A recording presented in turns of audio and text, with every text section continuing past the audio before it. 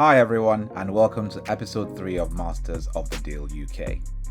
I'm joined by Maurice Harbison, partner at Carlsquare, a global technology investment bank. In his career, Maurice has closed more than $40 billion worth of M&A transactions. He's spent 25 years in the industry and has held senior roles at Rothschild, EY, and Stifel. I really enjoyed hearing his story, and I hope you do too. Welcome, Maurice, partner at Carlsquare, global M&A investment bank focused on fast-growing technology-driven sectors. You have over 20 years of investment banking experience, advising on transactions worth more than $40 billion across M&A, equity capitals, and growth financing. Previous roles include partner at EY and senior positions at Bryan Garnier & Co. and other mid-market advisory firms. Maurice, welcome to Masters of the Deal. Excited to have you with us today. Please introduce yourself. Thank you, John. Excited to be here, and thank you for inviting me onto the show as well. And just to add quickly on my end, for those of you who don't know me, I am Irish but have German as well. So I am, as you said, a partner at Carlsquare, and I spend my time between the London and the Berlin office, where I sit with the CEO of Carlsquare as well.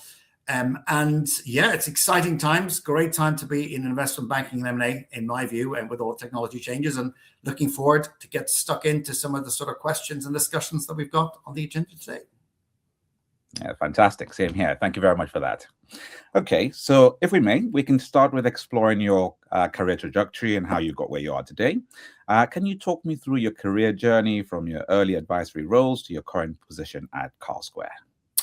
Yeah, and I will try and keep it short as well, because it's probably quite long and slightly different to the sort of typical investment banker who spent their sort of life or career in one investment bank.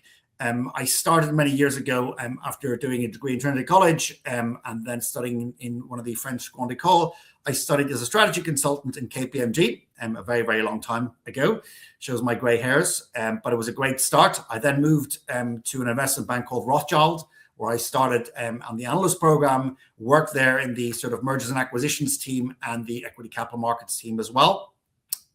I then transitioned more into sort of mid-market advisory firms. I worked for a sort of smaller mid-market advisory firm for a couple of years, where I had an amazing mentor called Michael Oaten, who really had great connections across the private equity network.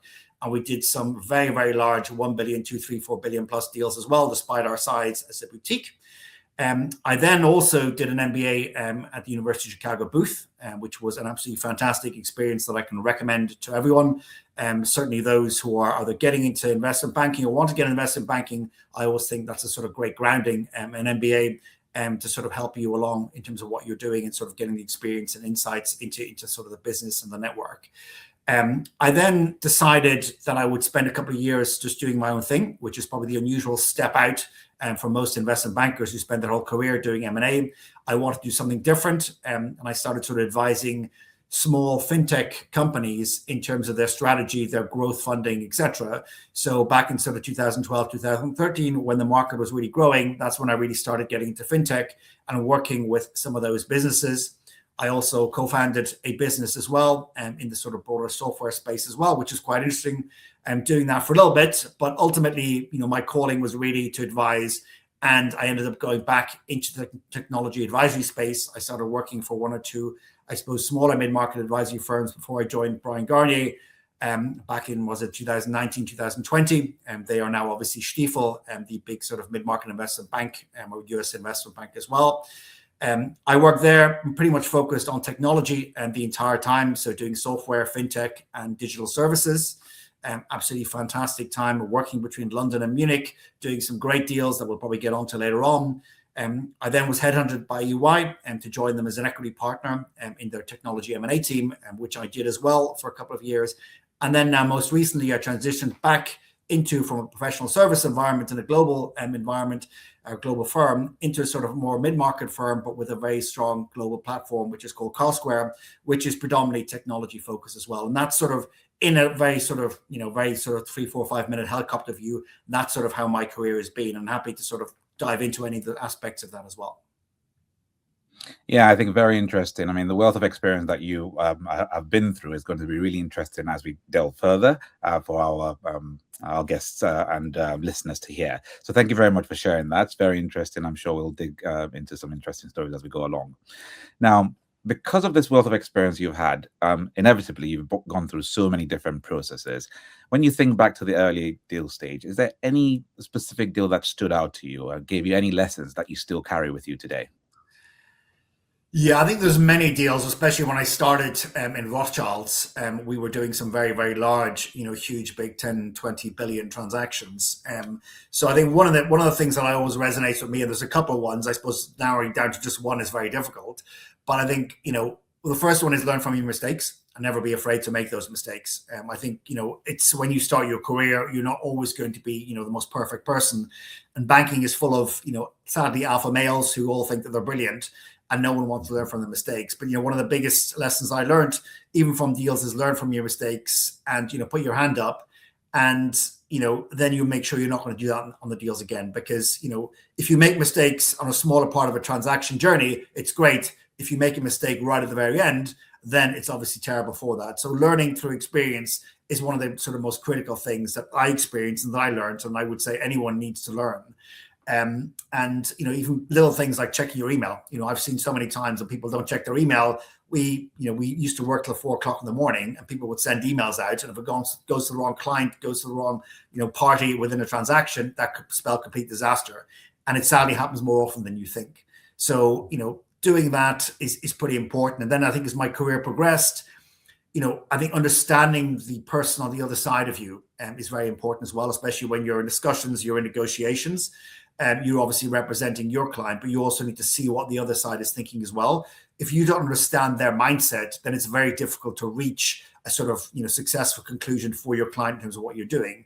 And the same goes for understanding your client. I mean, everyone has different mindsets. It's being able to sort of understand where people are, coming into sort of a single mindset that allows a deal to move on. And, as you know yourself, deals have multiple stages where sometimes you think the deal is not going to happen. And then you sort of negotiate it, you work it through, and you realize, okay, we can negotiate here, we can change here. So those are sort of some of the key things that are. But, to sum it all up, fundamentally, I think what is incredibly important is to be respectful and to also treat other people the way you want to be treated. We all have heard horror stories of investment banks where, the junior people are treated the worst, and some of the senior people get away with things. Things have changed. It's whatever now, 25 years ago since I started investment banking, they were pretty bad. Now, obviously, we've moved on a lot, but there is still a lot of sort of push down from the sort of senior levels to the sort of junior levels. And for me, it's always important to treat a person as a person, not someone who's either, a subordinate or someone who's junior to you or doesn't have the same title. And I think that's very critical to the working environment that I also, build around me, and certainly that my current firm, Carlsquare, believes in. So those are, in a nutshell, so some of the key criteria that I've always taken with me and sort of built along, my career journey. Yes, absolutely. I totally agree that learning from mistakes and putting your hand up quickly. The quicker you put your hands up, the better the chances of solving the problem. Yeah. And leading with humility is something that we need to see more of these days. And I'm really glad that you're attuned to that. Yeah. Okay. Thank you very much for that. Let's move on to a bit of advancing your career and talk about deal room stories. Now, transactions you've covered, we mentioned before, over 40 billion US dollars. That's a big number. Now, out of all those transactions, what's one deal that stands out particularly and why? So I know that if any of my previous clients or ex-clients look at this, I do apologize for not being able to mention all the deals, but there is so many of them, and I do, I keep in touch with all of them in terms of all the founders and, the acquirers as well. But I think I also on these podcasts, it's usual to talk about one which, was probably the good outcome, the great outcome, and then one which maybe didn't have as good an outcome. And it was sort of, as we said just now, a lesson learned. I think one of the ones that really stood out to me, which is a deal I did a couple of years ago in Germany for a sort of software-based and services-based business, which was run by 4 founders. And, they'd really built this business up from scratch. It was a sort of European business, but they also had, a growing business in the US. And they also had a fantastic offshore business in India. And it wasn't, despite having done really big deals, it wasn't one of the biggest deals that I did. But it was a great deal in the sense that they had about 16 million of revenue, but about 10 million of EBITDA, which for a business like that is pretty much unheard of because it's also very heavily services based. So we developed a relationship over about 6 or 7 months. Really got to understand the management team, learn about the management team, and they were all, very young, very diverse, doing very different things, but incredibly well organized. And the deal itself was interesting, is that we prepared all the documentation, it all went sort of great, and they had amazing KPIs, ticked all the boxes for both strategic and private equity buyers. The only issue was that they had one client that made up 60% of their revenue. And anyone who knows M&A or ever worked in M&A, that's one of the biggest red flags in M&A, if you're that client dependent, that much client concentration. So, working a way around that was quite difficult in terms of the documentation we had to put together, the touch points we discussed with the buyers. And despite all of that, I think we got over 15 or even 20 offers for the business. And we had a sort of runoff between strategic and private equities. But what really stuck out to me was one of the founders, who's now the CEO of the business after it was sold to a strategic party. While we're actually going through this, which is a highly stressful sort of time for any founder, let alone for us as advisors, he was competing in the Ultra Ironman in Hawaii. So literally, 3 weeks before we were signing, he was in Hawaii competing, and I think he finished second or third in his age category in terms of what he did. So despite doing all of this sort of stuff, he was still able to go away and doing that. And to me, that sort of just symbolizes his ability to do it. And, it's a fantastic guy. I'm just waiting for him to write a book in terms of what he's done. But that was a great deal. We did it in a very short period of time, and it was a great result for us, a great result for the buyer. There was so many takeaway points that we learned that we've applied to other transactions. That was fantastic. So that was a great transaction. In the end, everything worked out. There was a couple of ups and downs. One of the other ones that was very memorable, I was at the time, I think, a VP or director, and we were doing a deal for a UK-based private equity firm that I can name, which is called Candover. It's no longer around. It was in Spain. So as you can tell, I do a lot of sort of cross-border international deals. And we were working with Candover, advising Candover as their advisor. And the deal was great, very difficult to do. And there was a lot of discussions. There was, I think it was about 2-3 billion deal, a lot of touch points, a lot of areas to organize. And I was sort of in charge on sort of managing a lot of the areas as well. And we got to very close to the end of the deal. And sadly, in investment banking, you sometimes have to miss your holidays. And my family had gone off to Namibia. And I was already 3 days late, and we was like, no, we're going to wait. I've been working on this deal for 7-8 months. We're going to sign it. So we were pulling an all-nighter. The management team were there. The head of Candover had flown in from I think his holiday in Florida to do the signing of the deal. And, we were all just waiting for it to be signed. And suddenly, all the parties stormed out of the meeting room, and they had come up against a problem where the Spanish management team had demanded more money, or, those additional terms, something hadn't been negotiated. So from Candover's perspective, that was it. We were finished, get on the next plane, gone. Whereas the Spanish management team thought, okay, this is just part of the negotiation ploy. We'll come back tomorrow morning, we'll close it all. So it was a lesson learned in terms of delegating, various aspects of the deal. You've always got to be on top of every single aspect. And even if someone tells you, in this case, one of the private equity members said, look, it's all sorted. We've agreed this with the management team. You've always got to double check, fact check, make sure everything is done, and talk to the people, personally, and the management team personally. Don't leave anyone's word for it. So needless to say, it didn't happen with them. We then came back and we sold the business to another private equity firm. But ultimately, there was a silver lining for me in that I got to fly business class to South Africa. The next day, despite there being a strike in Barcelona airport, where it took me about 5 hours to get on a plane to go to London, I had about 2 hours turnaround time to buy some stuff, which I hadn't had a chance to do for my trekking in Namibia, get on a plane, sleep there, go to Cape Town. In Cape Town, I was able to sort of charter this tiny little plane and go into this airstrip in the middle of absolutely nowhere in Namibia, where, my family were just waiting with this tiny little hut. I thought it was one of these sort of deals or drug dealing things, where you come in with these sort of planes or something. So that was a silver lining from that deal, but it taught me so many lessons about, making sure that you need to be on top of every single element of the deal. And that's something that I still do today. Sometimes at the end of the deal, I really micromanage. And despite me, empowering the people that I work with, I always do double check to make sure, look, are we ready? Are we doing this? Direct conversations is critical and important, because those are lessons learned that I took from my career. And, I try to sort of convey those to the team members that I work with as well, is never take anything for granted and always be on top of it, because otherwise the lesson is pretty bad. So yeah, those are probably the two most exciting ones. So I hope that resonates with some people on this podcast as well. I'm sure there's lots of stories. Investment banking has a lot of stories, but yeah, those are the two ones that for me stand out. Yes, fantastic. Those were two great stories. I mean, I think one of the main morals is the deal is never done until it's done, and you need to stay on top of it until the very end. But great about the silver lining with the private jets and the business class trip. Fantastic. That's awesome. Okay, thank you very much for that. Now, you actually mentioned your speciality in cross-border transactions. Yeah. Let's delve into that a bit more. Can you tell us a bit about some of the biggest challenges involved and how you manage them when you think about cross-border transactions? Yeah, and it's a great question, and I think increasingly now we are seeing cross-border deals, especially for larger deal sizes for great companies that tick all the KPIs. There's a lot of interest now. Obviously, when you're looking at cross-border transactions, it really also depends in terms of is it a private equity buyer or is it going to be a strategic buyer? Because both of them have got very different requirements in terms of what they do.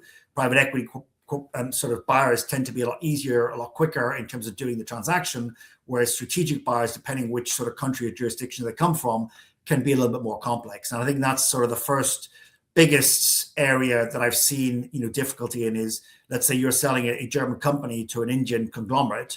There is always a difference in mindset between someone, management team in Germany and a management team coming from India. And it's bridging that, mindset, that sort of gap, that preconceived gap early on in the transactions is incredibly important because, if you leave it until the back end of the deal, in the end, it could destabilize your deal and your deal may not close. So, for me, it's making sure that, you spend a bit of time, the management time, spend a bit of time with the buyers, especially for cross-border deals to get to know each other, understand the business from the other side. So if we're representing a business, be it in Germany, the UK, we want our client to spend a bit of time with the management team from the other side so they understand how they work and to make sure they sort of gel. Because ultimately, in most transactions, be it private equity or a strategic transaction, that management team or those founders or buyers are going to be spending a lot of time with that eventual buyer. So it's important to get that right and tick the box. I think one of the other areas is valuation. Obviously, different cross-border deals tend to, at least in my experience, have a premium valuation attached to them, but they've obviously got additional complications attached to them as well. But making sure that you're aligned on valuation is very, very important, because with a premium valuation, there is a lot of sort of areas that, especially strategic acquirers, require everything to be absolutely perfect. So that when you're going into the areas of due diligence, it becomes incredibly complex. So for private equity, buyers, we've got reps and warranties, which are the main part of the sort of SPA, with the share purchase agreement. There's various ways of mitigating that with W&I insurance. But when you're doing with strategic, you actually have to give reps and warranties. So for the management team to give those reps and warranties is quite difficult. It's a huge negotiation topic, and a lot of US buyers, for instance, have a very different mindset when it comes to sort of SPA clauses than some of the European or UK sellers would. So when I manage a transaction, we do everything, including the SPA negotiation, even though that's sort of usually the lawyer's territory. My experience is lawyers are great, but when you put them in a room, they tend to sort of have a long and big discussion. And, you have to micromanage that a little bit as well. And that's really where those differences in viewpoints between, let's say, US buyer, UK or European or Indian buyer or Australian buyer come to play.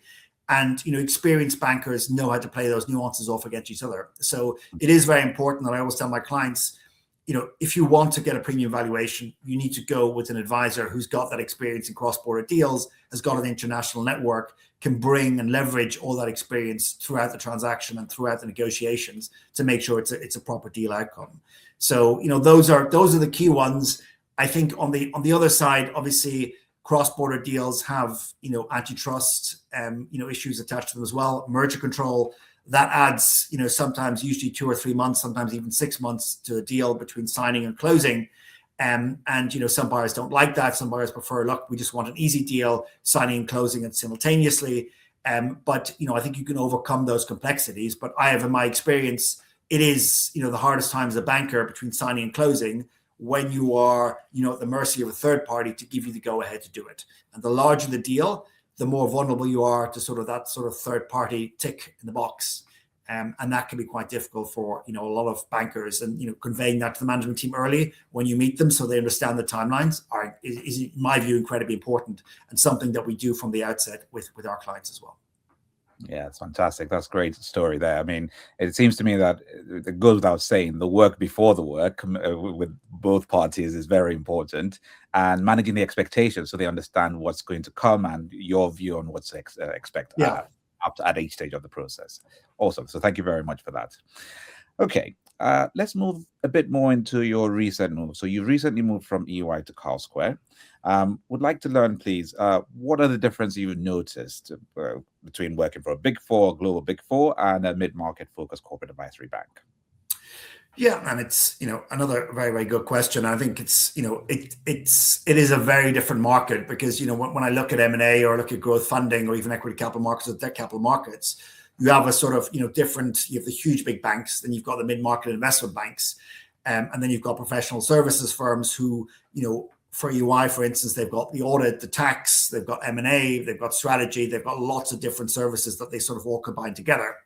One of the first things that I noticed, and it's probably a little, people say bankers have big heads, but when you work for a big, audit firm, M&A is not the biggest part of the business, and you're not the most important person anymore. So if you work for a big bank or mid-market bank, you'd be Carlsquare, Brian Garnier, for instance, or Rothschild or JP Morgan, Goldman Sachs, M&A is still a key driver of the sort of deal flow and the sort of revenue flow. Whereas for EY and for Deloitte or PwC, M&A is a much smaller part of the business. So, while it's important, what really drives the business is really the professional services fees in terms of what they're getting from the tax, the audit side. So, it is a global, organized, huge, big company where, you have to spend a lot of time, trying to figure out who the right person is. And it's not the most nimble of organizations. So there's a lot of fantastic people. They've got a huge, big product spread in terms of what they're doing. But if you're working for a mid-market advisory firm, which is much more entrepreneurial, especially Carlsquare, which is very entrepreneurial, you're able to do things a lot quicker, a lot easier, and you're also able to work, cross-border. Within EY, I was an equity partner in the UK team, which meant that doing deals outside of the UK was quite difficult because I had to get agreement with all my partners across all the different jurisdictions that we had, and it took nearly 2 years to build up, that experience, that expertise, and ensure that we can actually do cross-border deals, which was great in the end and fantastic, and for all of us. Now, since I've left, the setup is kind of different because they've kind of changed it. But that was one of the biggest differences that I had from investment banking, where you can do deals, and a lot of banks are based in London, do deals in Europe. They don't even have offices. Some do, some don't. And that was one of the biggest challenges that I faced. I think the other part is, it is a very, very big bank. It's a very big organization, and a lot of people, they get a lot of inbound interest coming in from potential opportunities. Whereas if you work for a mid-market M&A advisory firm, be it Carlsquare, be it Stifel, Houlihan Lokey, Raymond James, you've got your own network, your Rolodex. It's up to you really to bring in the clients. So you've really got to sort of roll up your sleeve, be entrepreneurial, be out there, be in the market, get things moving. So that's a sort of another big difference in terms of where we are. I think also the people, there's a slight difference in terms of the working environment. And at EY, typically if I was in there at 7 or 8 o'clock at night, I'd probably be one of the last people in the office. Whereas in investment banking, even as a partner, you would still be in the office at 8. A lot of people would probably leave at 12, 1, 2, or 3 o'clock. So it's a kind of a different mindset in terms of what they prioritize. I think with the mid-market investment banks, there's a certain level of face time. You don't get that with a professional services firm. So from a work-life balance, there tends to be a better work-life balance in professional services firms than there would be in investment banking. And obviously, getting that balance is right is something that, every bank, including us at Carlsquare, we sometimes struggle with that. We obviously want to make sure, especially for Generation Z, for the next generations coming up, there's a very different mindset in terms of what they value. And, I think we'll discuss it probably later on in a little bit more detail. But, we are trying to make sure that we balance that a little bit more and to make sure that people have a life outside of work as well. It's not just, life inside of work. And, that's what my early start of my career, I spent most of my time in the office and never outside. And, we don't want people to do that. We don't want people to have the same experience we had. We want to make sure it's fun. It's a great environment. So, yeah. Yes, that's fantastic. I really like the tone or the direction of travel. But it seems to me that your main focus is trying to make it better than it was for yourself, and that's just fantastic to see. Yeah. And hopefully, our listeners can understand and enjoy that. Okay, so thank you very much for that. I mean, one more follow-up question now, though.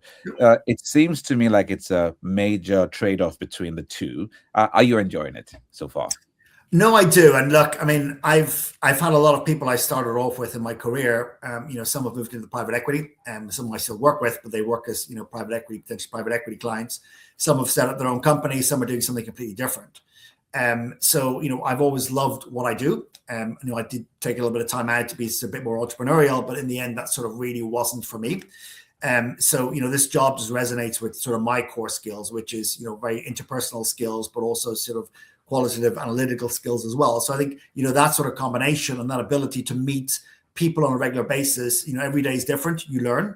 I think that's for me is incredibly important that, I'm not in a situation where every day I learn something new about the industry, something new about, technology. I do various different courses to stay abreast with what's happening because things are changing so much, especially with AI at the moment. But I do love the environment that I work in, and I really enjoy working with the people of all ages. And it's great to have new graduates come in, but also have other people from other firms who join us to learn from their experience. So for me, it's always, learn what you can. And when I don't enjoy it, yes, I'll step out. But I certainly see myself enjoying it for the next couple of years because it's fantastic. And especially at Carlsquare, it's a fantastic group of people. And we have a great clients. It's been a great ride. And so far, I'm still loving it, as they say. So That's great to hear. Okay, thank you for that. And now let's dig into another section of your specialization, technology. How did you come to specialize in technology transactions? It was really, there's always been elements of technology in terms of what I've done. I mean, when I started my career in Rothschild, I was part of the TMT team, which was, telecoms and media and technology at the time.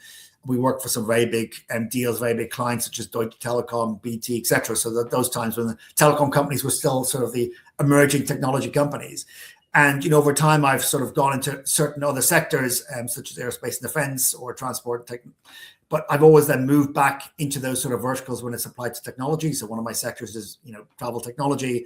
I do a sort of aerospace and defense on the technology side. So I've always enjoyed technology, coming from the background that I had. I didn't study engineering. I had a lot of friends who were engineers. My family in Germany were all sort of into physics. And when I was younger, I used to get like all these sort of technology kits and things like that you could build. So I really enjoyed that. And I really sort of enjoyed learning about technology, learning about how people build their businesses around technology. And, ultimately that brought me into fintech because that was a huge, big transformation in terms of what was happening back in the sort of 2010s when the sort of the market was sort of changing completely in that sort of space. And, we've obviously seen it with software as well and how that's really transformed the market over the last sort of 15, 20 years. And I think for me, it's as I said, I always want to be learning things.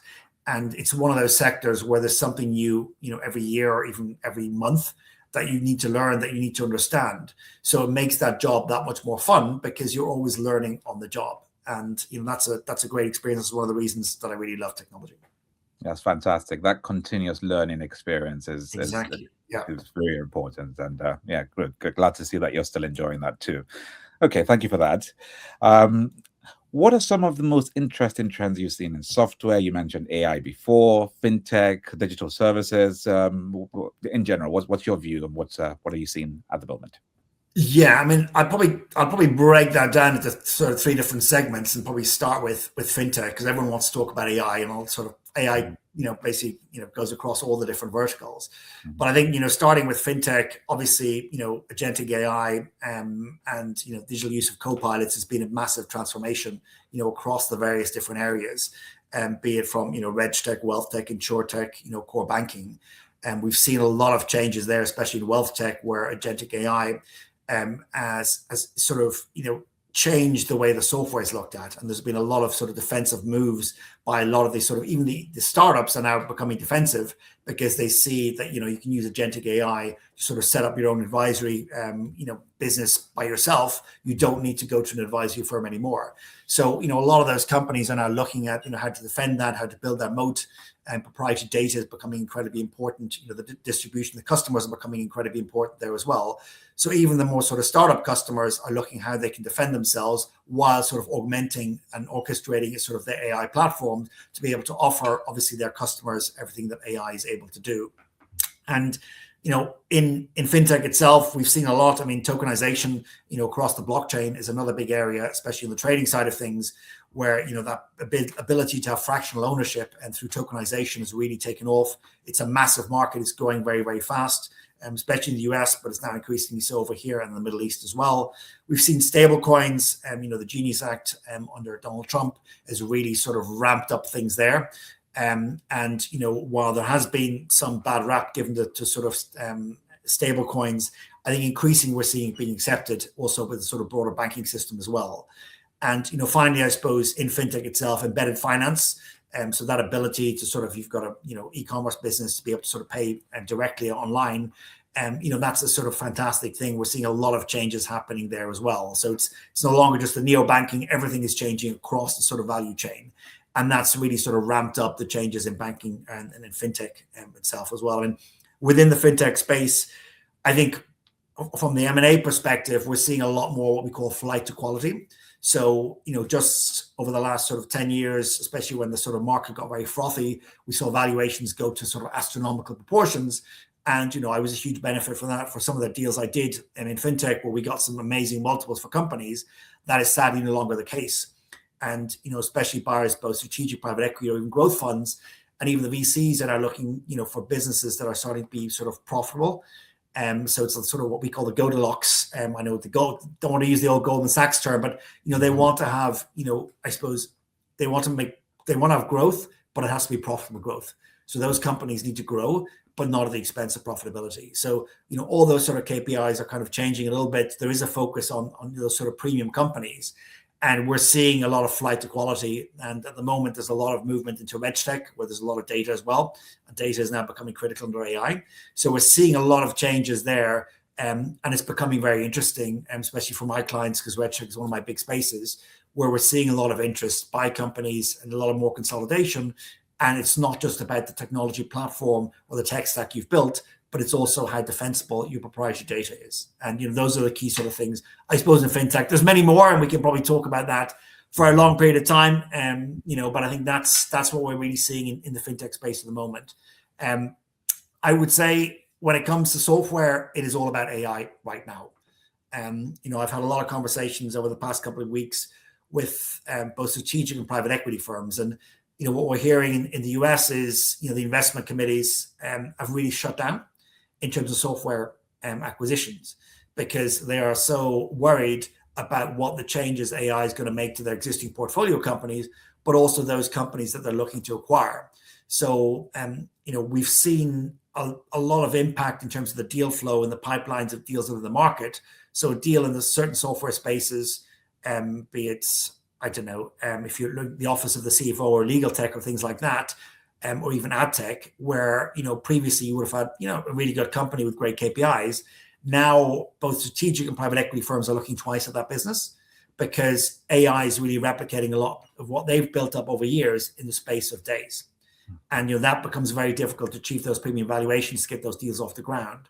I think over here in Europe, we're seeing, a bit more of a moderate approach to that. I think a lot of the private equity firms are looking to build up their own knowledge base internally as well, but they're certainly looking at their portfolio companies to make sure that they have those AI capabilities before they even think about exiting those businesses. So, it's all about agentic AI. It's all about, defensibility. It's being able to ensure that you can offer those, AI capabilities to your customers, and ensuring that, those customers are not going to run off to the AI businesses. I mean, we've seen so many businesses now. I think there's one business, I can't remember the name of it now, that was growing, just in 1 month, they grew by, I think, 100 million ARR, right? And they're growing so fast because a lot of companies are experimenting with the model and looking to move into AI and doing it themselves. But again, my personal view at the moment is that it's probably a little bit overdone in terms of what we're seeing as the SaaS apocalypse. I don't think the SaaS market is going to be, as bad and as terrible as it's going to be. There's certainly going to be smaller companies that are going to fall by the wayside. And if you paid crazy multiples, it'll be very difficult to get those back as a private equity firm. But I think a lot of larger enterprise customers are not suddenly going to push out, the CRM system they have and try and design everything by themselves, because ultimately they want the CRM system to give them that sort of AI functionality, that framework. And that's what we're seeing. That's what's going to happen over the next couple of years. So, there's been that sort of, adjustment, the cyclical adjustment in the valuations that we've seen in the market. They've come down. Now it's more of a structural shift, which typically takes 18 to 24 months to see the changes in the market. I think there will be adjustments. There will be winners, as there is in any sort of category. And vertical software is probably going to be more important than horizontal software. But those are the really sort of big shifts that we're seeing, especially in the software space. I think, we'll sort of be taking it forward, and happy to engage more on those points. As you know, any software banker or fintech banker loves talking about their business, but I don't want to bore the pants out of people here. And it's probably a separate conversation because everyone's had so many podcasts on AI, etc. already done. Yeah, no, thank you very much. I really appreciate your interest and insights. Yeah, your experience actually shows through in the way you deliver the message. So thank you very much for that. Okay, how do tech companies differ from traditional businesses in M&A? Are there any common pitfalls or any opportunities that you've spotted?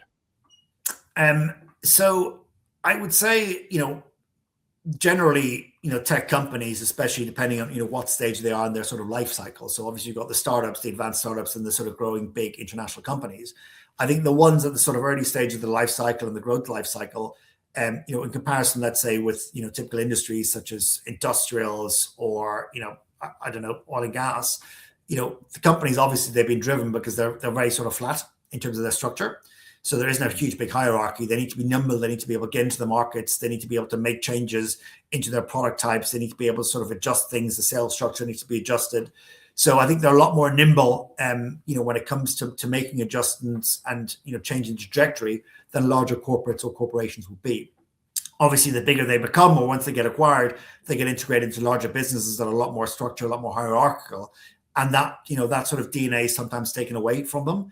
And I think that makes it sometimes difficult for, acquisitions that especially strategics have made, where they've bought, these great companies who are, growing at an incredible rate, 150, 200%, and they integrate it into their own sort of broader business. And they think, okay, look, we're going to be able to replicate this. And obviously it doesn't happen because that broader hierarchical structure doesn't allow for that nimbleness, that sort of hierarchy to make sure that you can sort of go out there and make the changes very, very quickly without going through huge different changes within the organization. I think from an employee perspective, technology companies are great because they always try to offer their employees share option programs. And I think it's a fundamental part, be it a venture capital investor, be it a private equity investor, they identify who are the key people. They want to make sure they're sort of empowered at work, but they also want to make sure they're financially incentivized. So if you go into a more traditional, I suppose, area industry, you're not necessarily automatically going to be an employee share option program, but a lot of technology companies have that. And that gives the extra impetus for a lot of companies to be able to do that. Now, if you can eventually trade those shares, or if they're going to go into the gray market or eventually go to the IPO, only knows. There's only a fraction of the companies actually get to that stage, but you certainly benefit from that. And I think, what I've seen with technology companies, certainly the founders that I've worked in, a lot of them are very inspirational figures. And they also do try to create an environment where people are enjoying themselves. And they want people to enjoy themselves, to be along for the ride. And, they're trying to change the world. It's not just there that, look, it's my company, it's another company. They want to sort of, in the fintech system, they want to change things. They want to shake it up.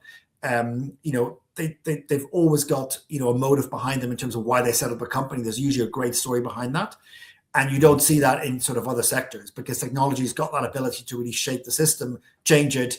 And you can take technology and put it into any other industry sector, and that completely shakes up that sector. So that, to me, makes a great story, and that's why I so much enjoy working in technology, working with great founders and with great businesses, because there's always a story to tell. And as part of the process, we spend a lot of time telling that story because we put together what's called a SIM, so an information memorandum, and it's great working with the founder and the management team to put that together and really understand what their thinking is, why they did this and why they're doing that. And then to be able to discuss it with investors, it's not every job is like that, and it's another big sort of tick in the box for me why I love my job as much as I do. Cool, thank you very much for that insight. Great. Okay. Now, I think we can take this opportunity to delve a bit more into your leadership approach. Yep. Uh, what's one piece of advice you'd give someone aiming to reach a senior level in deal making?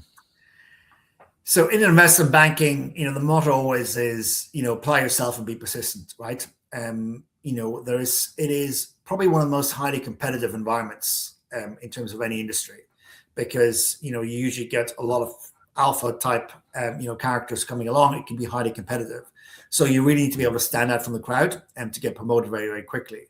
So if you're smart, that's great, but you need to be able to apply yourself, be persistent, be able to network.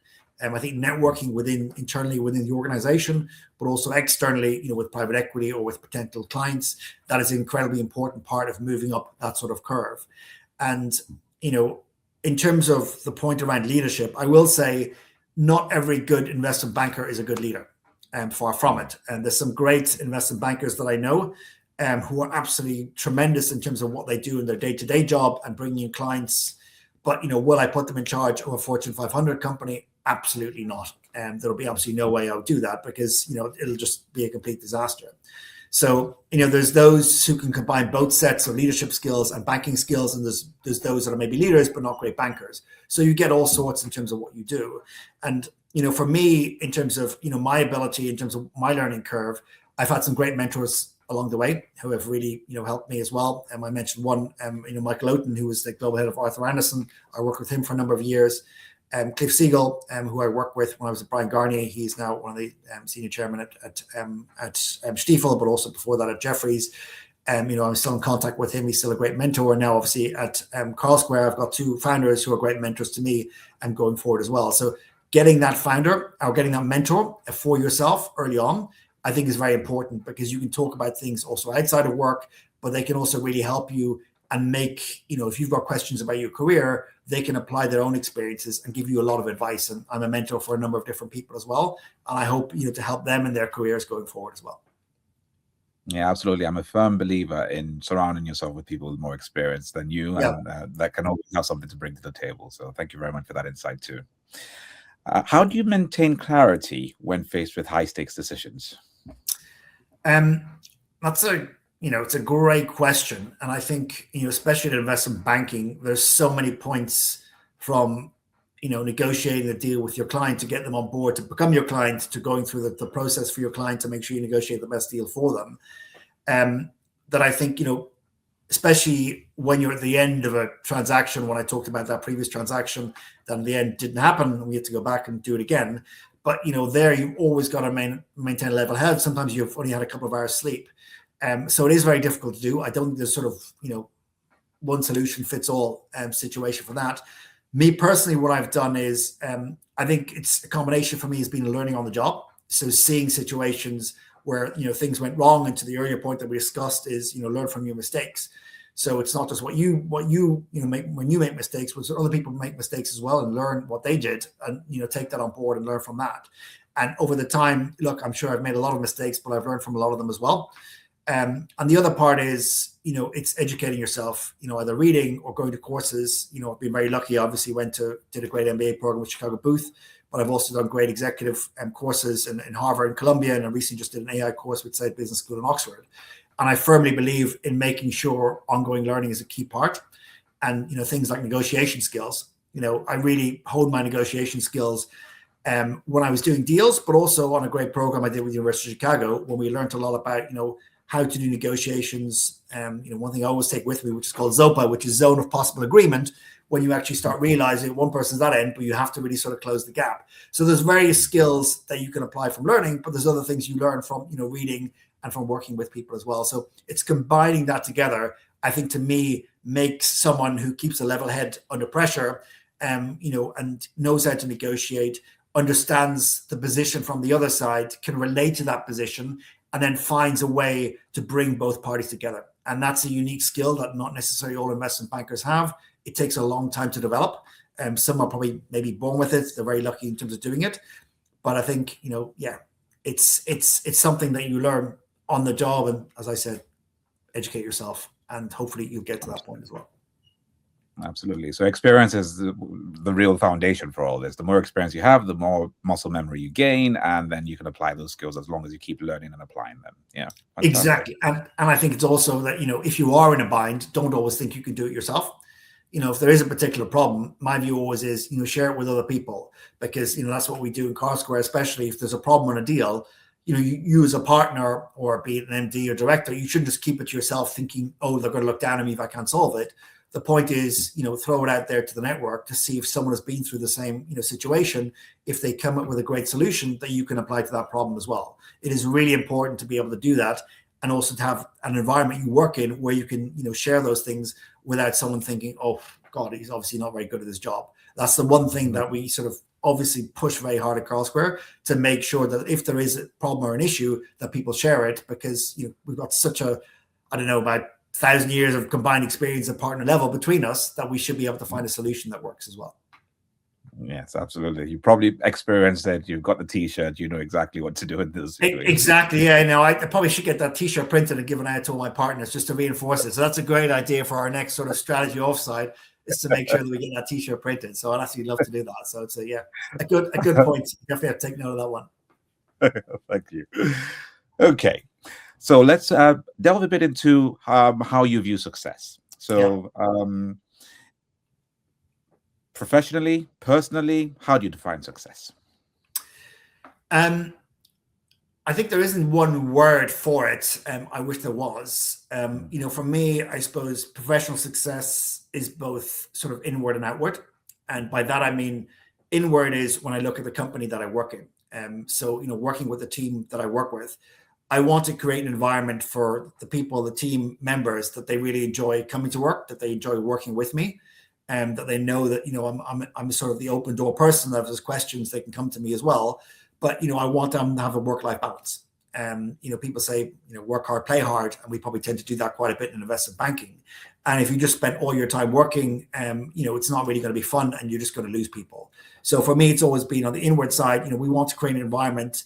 Diversity and inclusion is incredibly important as well. Investment banking has got an incredibly bad rap as being the sort of the Oxbridge white male, families who worked in banking for generations. That's not what we're about, and certainly not what we're about at Carlsquare. We want people from all walks of life to be able to come along. And, sometimes you don't need to have a sort of business background or business degree. I think a lot of people still study business to join investment banking. If you join in one of the bigger banks, you get put on the analyst program. I joined, I think I probably was one of the few people who actually studied business. Most people came, were studying philosophy, history, and things like that.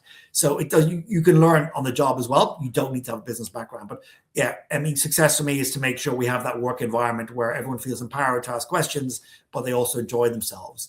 I think on the other side, on the outward side, it's really about my clients and what we bring to the table for our clients. We are a very entrepreneurial firm in Carlsquare as well. We've always embodied that. The founders have sort of made that as part of their sort of mantra. That we are quite sort of entrepreneurial, that reflects that we work with a lot of entrepreneurs at different stages of their growth cycle as well. And we want to make sure that, we're the right partner for them at the right time. And, we bring the right credentials for them as well. So if we tick all those boxes, then, they're going to have the optimal exit from their business and find the optimal buyer to make that right strategic fit and maximize their price. So those are sort of things from a professional capacity that, people look at me at the end of the deal and say, look, Maurice, well, you promised me when you did your first pitch all those months ago, you've actually over-delivered. And it's that over-delivered part that's an incredibly big part for me. And, I tend to over-deliver on my transactions because I feel that's where we need to be. We need to differentiate ourselves in the market. We need to deliver, 110%, or as Donald Trump would say, 200, 300% in terms of what we want to do. And that's what I consider to be success there. And on the other side, on my personal life, I think the biggest or the hardest part in terms of success is getting that work-life balance right? I mean, you work in investment banking, you work incredibly hard hours. You've got, your partner, your friends, your family, trying to see all of them, trying to, keep that all going is incredibly hard. So, personally, my personal success is, look, if I can spend, the weekend without sitting in front of my computer and doing work, to me, that's already quite successful. It sounds kind of sad, but sadly, in the environment of the business that I'm in, at least having one day a week where I don't have to think about the job is a great way to relieve stress, but it gets the mindset, off it. But that's, to me, is a very simple thing. But for me, that's, drives my success, to make sure that I've recharged my batteries and go into the next week fully charged. Yeah, absolutely. I totally subscribe to that. I mean, family time is really important. It's always a great way to decompress and recharge your batteries to go again, because it could be very intense depending on how busy your workload is at that moment in time. So switching off is really important, and I'm glad that you're an advocate for that too. Great, thank you for that. Definitely. I think holidays for us, it's always sometimes you got to force people to go on holidays. But yeah, we've got this sort of system that, look, you need to take a certain amount of holidays in the first year and the second half of the year, because we want people to take some time off. And I will say, professional services firms such as EY, they were very strong on that. And sadly, in investment banking firms, people at all ages and levels tend to take holidays, but they're still probably glued to their sort of computer, because a lot of people are very dedicated, and especially my team, dedicated to the deal, and they want to do a good job. Even though I say, look, you're on holiday, switch off. I'm terrible at it as well myself, so I need to do a lot more in terms of switching off. But I think that's really important to sort of at least take 2-week holiday where you can switch off. And by the second week, you can switch off. And I'm sure you've got that experience as well. First week, you're always still sort of head in the game, and then eventually you have that second week to switch off, which makes it really important. Yeah, you're absolutely right. I struggle with that too. A meme pops to mind now where there's a guy on the beach, sipping on a pina colada, and just typing away on the laptop or the iPad. Exactly. That's what often happens. I mean, I think before the Blackberries came along, everyone was actually pretty happy. And obviously since then, it's eroded that sort of quality time quite a bit. So you've got to be very strict about, how much time you spend FaceTiming or, on your AI, on your Instagram, or on your emails for work and stuff like that. Yeah, really important. Very good. Okay. Another question here. If you were to rank health, wealth, relationships, and purpose, how would you prioritize them, and why? In which order? Ooh. I'd always love to have a podcast with multiple people on it and just see what everyone does, because I'm sure that, well, depending on who you have on it, depending on the sort of personality type, these answers will all be very different. I think for me, despite being in investment banking, I do rate health as probably the most important one. I think without your health, it doesn't matter what you're in or what you do or how successful you are or what purpose you have, you're not going to get very far. And, to me, I consider myself quite healthy. I go to the gym, I do triathlons, marathons, very focused on relieving my stress levels. And, the older I get is going up for my health checks and doing all these sort of things. But, health comes in many different guises in terms of, going out with friends, just going out of the office, being healthy, getting some fresh air. So for me, I think that is sort of the highest priority for me, definitely, is making sure you live a healthy life. Because if you don't, you will regret it quicker than you think. And you may have made all the money in the world, but you have a heart attack at 40 or even 50. That's not a great way to live your life. And sadly, probably in certain areas of investment banking, there's a lot of people who live their life like that. That is not me. That's not what I subscribe to, but that would be my number one criteria.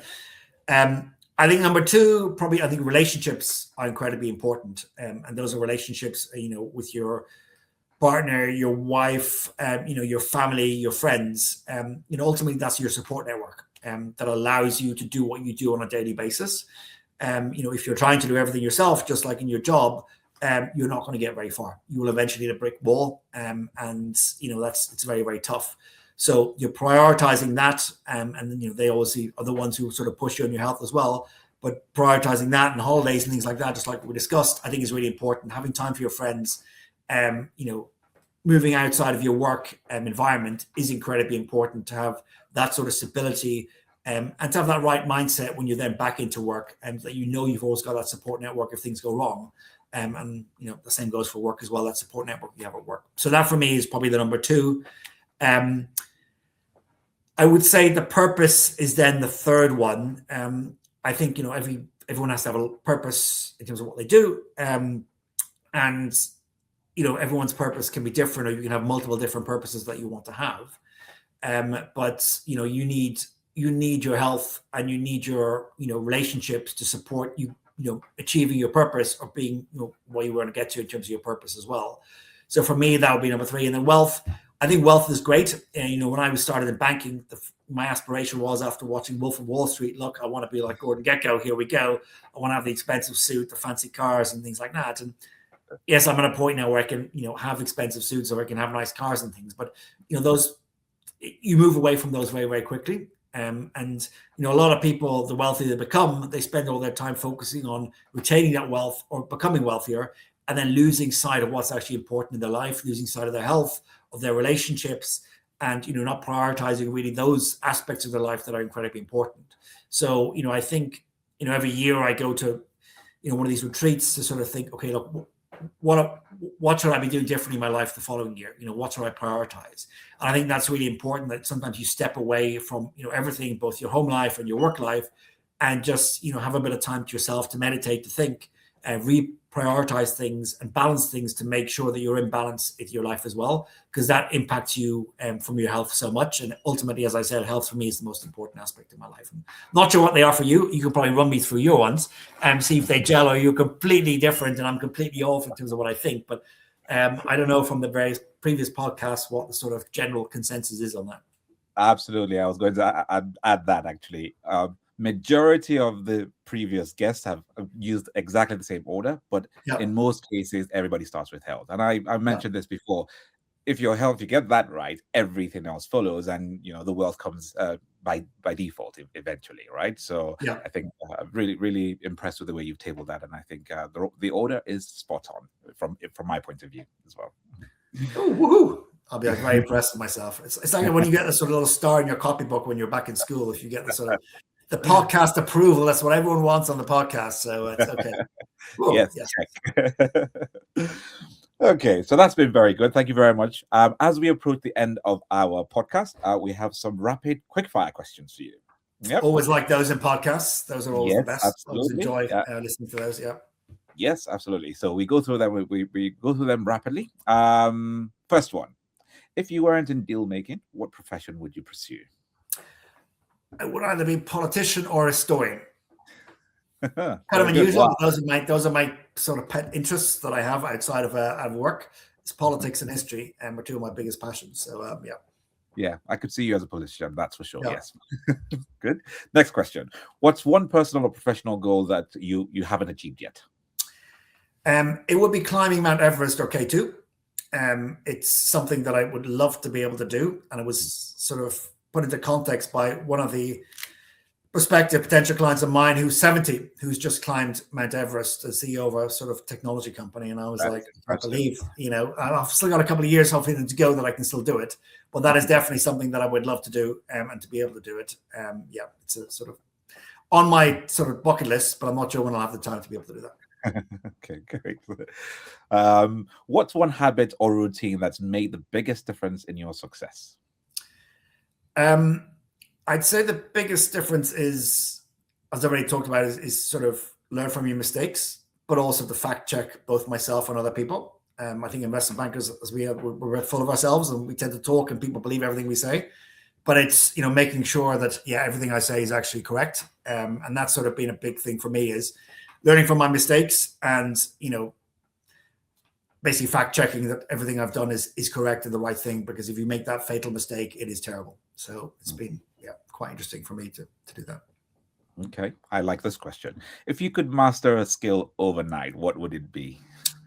So until AI came along, I would have said coding, because I've tried coding so many times, but now obviously you can just get vibe coding. I don't need to do that. But I think otherwise it would be that my golf skills are not as amazing as I would like them to be. So I'd love to be the sort of Tiger Woods of the sort of investment banking circuit when it comes to that. So improving my golf skills, or having time to improve my golf skill, would definitely be my skill that I'd like to master overnight to be able to do that. So. Fantastic. Out of interest, what's your handicap? It's like 12. So I've got friends who are like sort of 3.5 semi-professional. I'm like, how did you get to that? So, but some have semi-retired and they spend their time on the golf course. So it's quite annoying. Absolutely. Okay, final question. Which historical figure would you most like to meet, and what would you ask them? Brilliant question. I always think about that quite a bit. But in my case, I'll give two, which is one is Leonardo da Vinci, and the other is Winston Churchill. So for Leonardo da Vinci, I would love to know how he came up with all those incredible ideas that he sort of came up with so far ahead of his time. When you see what he's done. And with Winston Churchill, studying the war, Second World War, is a sort of pet interest of mine. It's just understanding his leadership and his capabilities, and how he achieved. As you mentioned earlier, how you stood firm in those sort of hard times, kept the sort of level head. It'd be really great to understand that. So having both of them there, even doing a dinner party with them, with some sort of nice wine, etc., that would be sort of my perfect evening, I have to say. Yeah, that's fantastic. Two inspirational figures there. I loved Leonardo da Vinci as well. Can't afford any of his art, but I've got a doodle he did, which was replicated in IKEA for many times, and I got one, and it's on my wall in the living room, and I always love looking at it. Excellent. You should have that. You should have that in the back of your podcast, in terms of right behind you, in terms of putting it up there. So no, he was a great artist, I have to say, as well. So did so many great things. So, well, I think Winston Churchill was a painter as well. So some people have his art too. So yeah, absolutely. Well, okay, so thank you very much. It's been an absolute pleasure speaking with you. We appreciate the time and you joining us on this podcast. It's been very great insights, and I'm sure that our audience will enjoy listening to your story. And hopefully we get a chance to catch up sometime, either in Germany or whenever you're next in London. Yeah, sounds great. It's been a real pleasure on my side as well. Thanks for taking the time.